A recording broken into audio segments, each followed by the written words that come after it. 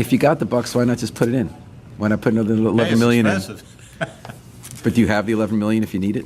Well, that's really not the issue. All fundraising is, I think, a healthy part of the process of getting elected to office, but particularly having to raise so much money, the money to qualify for the public financing from so many people, I think legitimately sends a message that you have broad support. What do you think about public financing? Do you think government money should be spent? I mean, you're a Republican. Republicans don't tend to love public financing.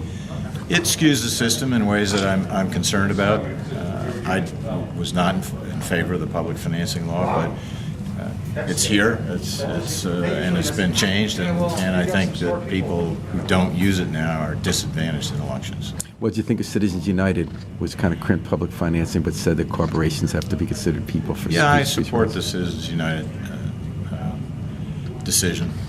Unions, of course, have been able to contribute in very large amounts to campaigns, and I think it's not unreasonable that other institutions ought to be able to do the same thing.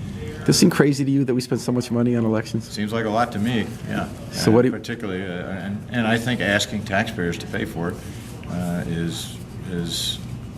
it's a burden. But you already still have too high a burden. But you might be doing that because you feel that's the way to get yourself. That's what I'm saying. You know, the law was passed. It wasn't passed by me. I wasn't in favor. But the law doesn't require you to do it, thanks to Citizens United. Well, if you want to become elected in Connecticut, you pretty much, what I was saying is you pretty much have to either engage in the public financing law or write your own check.